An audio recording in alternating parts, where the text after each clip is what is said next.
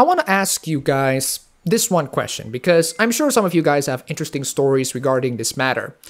What made you to take the red pill? If you don't know what a red pill is, it's a Matrix reference, meaning waking up into reality. It means waking up into a part where you realize that the world is not perfect, realizing where the cogs and the gears are, where one line goes to another, and finding out the ultimate flaws within either the structures in our society or the people who are running it. You realize the painful truths about what's going on around the world. You realize that some of the buzzwords that people say in the society are nonsensical, and as you reject the system and the status quo, you began to see more and more of their inherent flaws and try to speak up to combat whatever it is. So what made me to take the red pill? Well, for me personally, I first watched Sargon's video on MovieBob through Razorfist's video. At the time, I'm still confused on what he was trying to say and what his points are.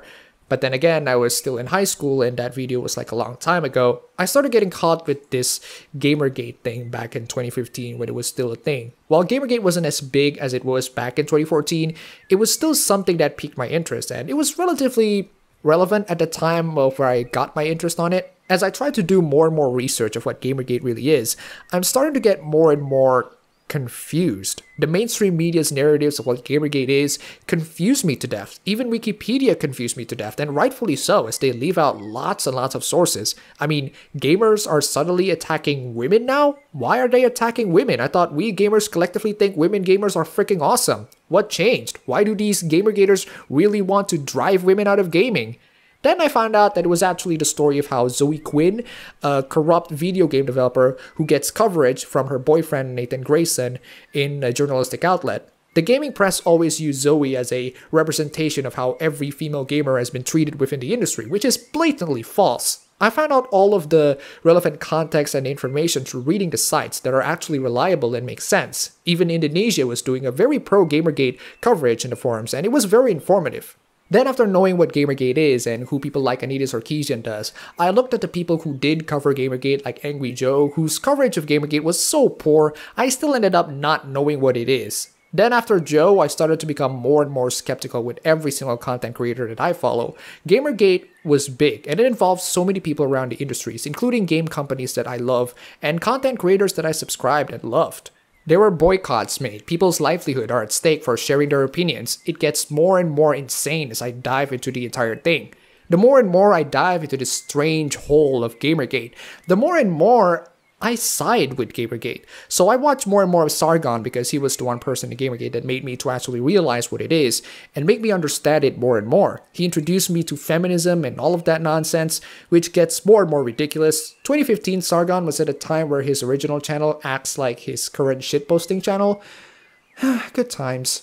Anyway, Sargon decided to not make videos about gaming or pop culture anymore, and I can understand why. He focuses on a lot of political topics of things that I'm not familiar at, but are significant to him, like Brexit and the election. I don't really care, but I do love to see and hear his perspectives on those issues. So at the time, I was making crap movie and anime and game reviews. I was also doing vlogs where I share my opinions on current things that are happening. Two of my vlogs, Ghostbusters 2016 and the censorship of Fire Emblem Fates, got unexpectedly big. Not too big, but enough to keep me up to pace. And those two topics are related somewhat into social justice and everything. And for those of you who subscribe to me thanks to my anti-SJW content, you might find it surprising that the one video that kicked my channel off wasn't an anti-SJW content. It was just me responding to how Chris Stuckman handled his Batman fanfiction. A video that wasn't very good in retrospect, to be honest, and some of my opinions changed from when that video happened. From that point on, my channel just talks about anti-SJW content or opinions that I want to share. Sometimes I do movie reviews or game reviews or anime reviews on the side, but I find out that doing the anti-SJW content is a lot more fascinating and, to be honest, a lot more fun. The most fun aspect of all of this is hearing on the different perspectives of the people who I'm responding to. And the thing is, they don't have to be SJWs, they just need to say things that I have personal disagreements about or have actions that I personally disagree about. That was at their best.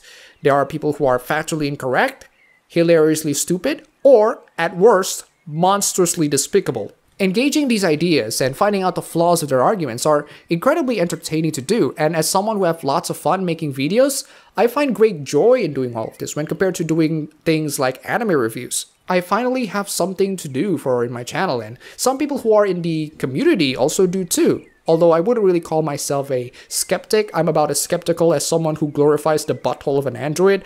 I am me. I'm not defined by my rationalism, skepticism, and finding the truth about how 2D women are amazing. I say whatever garbage that's right in my head, and people just so happen to like it for whatever reason. What I find incredibly fascinating about my journey of becoming red-pilled, if you want to call it that, is the fact that I have grown up to not trust the masses, not following what's the most trendy topic of today, be skeptical towards everything, and try to cover up some topics that are equally important but didn't get enough coverage. It was 2 years ago when I was 17 that I began to question how the world works and how the system works. I began to understand other people's perspectives, no matter how crazy they are. It's a fascinating experience to be red-pilled. It got my brains running. I got smarter, more intelligent, and I understood my values more and more. I'm not perfect, certainly. I made flaws and mistakes and opinions that changed over time, but it was still a journey that I and everybody who subscribed to me have endured, and I greatly appreciate the time. And this brings me to the current happenings of today.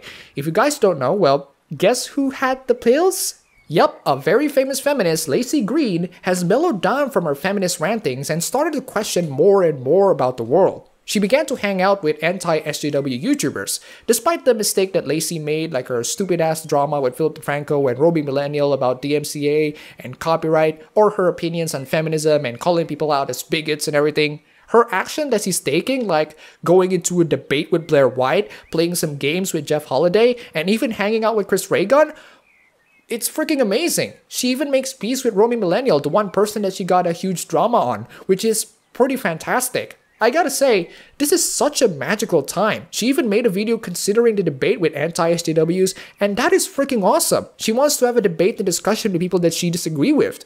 That's cool. That's amazing. However, some of people's comments are not entirely receptive. You are guilty of corrupting an entire generation of vulnerable young women and men. You have damaged, misled, and set back Western civilization in incalculable ways socially. In a just system, you would be arrested and shot as a threat to national security for preying upon the young and impressionable at the behest of our adversaries. That's horrific. The thing is, yes, she is a feminist and she's preying on the minds of young, impressionable people. She uses her platform to talk about ideas that are regressive and dangerous, like objectification, which is stupid, incredibly silly, and shocking from someone who is so sex positive like her.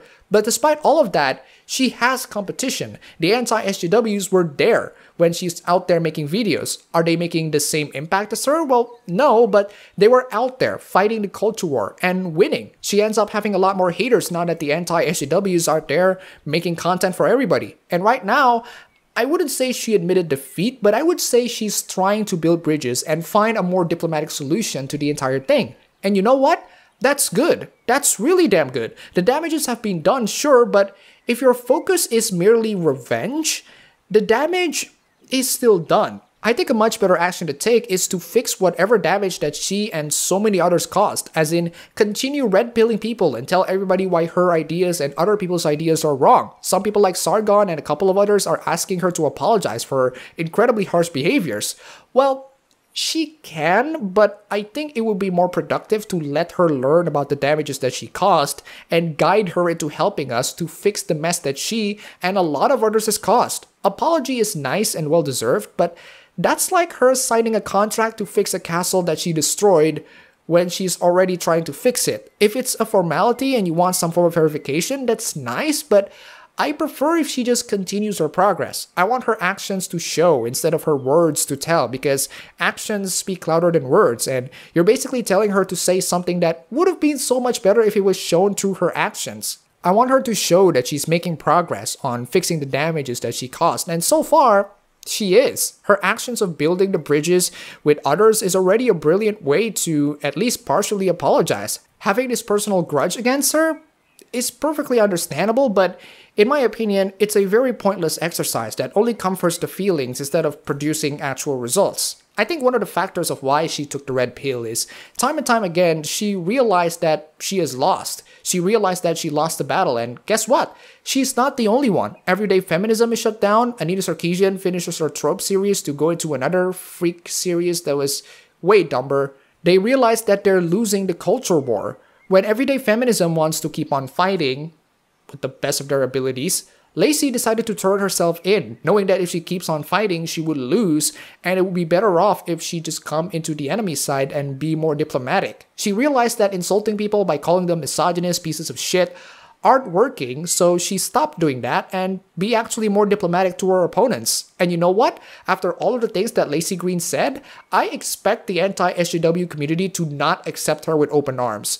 But that didn't happen. She did all of these wonderful things to build bridges with the community that despised her, the community that constantly criticized her, the community that say bad things about her as she says her opinions. It's the most wonderful thing that I've seen in a while, and people's response to this change is, just delete your channel and go away. That would be the best thing that you could do to our planet. Mark, make me a fucking sandwich. Laci is trying to build bridges and you tell her to delete her channel? Why? And strangely enough, this is also kind of like the opinion that the SJW community had. I don't want to make friends with anti-feminists. Far more productive to befriend someone at YouTube who could delete all their channels. Wow, they really sound so indistinguishable at this moment.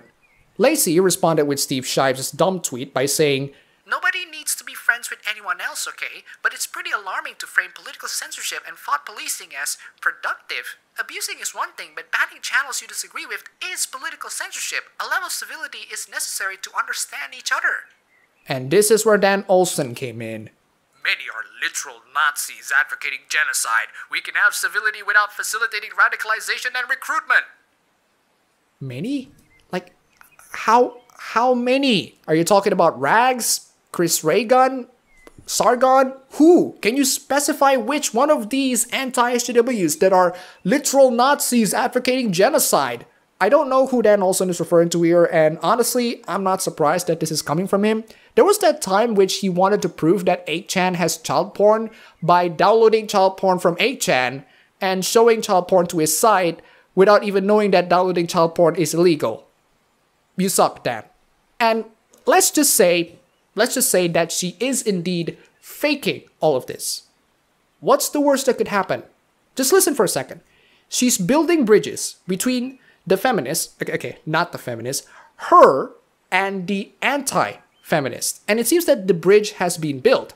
Not a perfect bridge, and people are still skeptical of how it works, but it was still built. If she went on to betray that trust by doing the same regressive actions that she did before, she would be fucking scorned. She would be ostracized by everybody, not just her friends from the anti-SJWs that she built bridges with, but also the SJWs themselves. Laci has betrayed the SJWs by doing this. She is essentially pulling a reverse Spino. What benefits would she gain by betraying the trust of the people that she's building her trust in? If she did pull another 180 and go, haha, I was just kidding, guys, that's actually pretty good. You know why? Because your opinion of her that is already low goes even lower, and you finally realize that she's definitely a scum that you cannot put your trust in even for just 1%. And now that everybody doesn't trust her, now that you know that she's a slimy piece of shit, nobody is going to accept her and she will disappear. Everybody hates her at that point, and that's good, assuming that actually happens. Now, people are skeptical to this entire thing, and I get it. I get why you are skeptical, Team Avatar, towards our Zuko of today, but think about this for a second. She's just taking the red pill, not completely swallowing it. She just realized how the world works. She just realized the system around her. She's trying to learn everything and work her way out in her own ways. I see a little bit of myself in her. I'm sure you all went through a phase in which you were still unenlightened. You all went through a phase in which you have ideas that are regressive before you finally took that red pill. I do. So let me go back to the original question. What made you to take the red pill? Is it people shaming you and telling you to delete your channel? Or is it people who make you understand their perspectives and welcoming you and your ideas to be challenged? Is it people that would look at you as an absolute scum if you disagree with them? Or is it people that would give you a second chance? Laci has this second chance. And as enthusiastic as I am, we're also keeping an eye on you. If you decided to screw this newfound trust, you will suffer the consequences, definitely. And honestly, if she did pull another 180, or technically 360, if she betrayed the trust that I and a lot of other people have given to her, to those who predicted that this will happen, well, feel free to laugh at us. Feel free to feel smart and superior for just a couple of seconds. Feel free to mock us and ridicule us, because honestly, if the risk of trusting her is being laughed at by a couple of dipshits on the internet, come and fucking torch me. Until then, good for you, Laci. We'll see what happens. Before we end this video, huge thanks to Ara Mishmish for the pledge on Patreon. You are fantastic. That's all for the video today. If you like this, you can go ahead, click the like button, and subscribe for more. If you wish, you can support me on Patreon, donate to me on Streamlabs, and thanks for watching.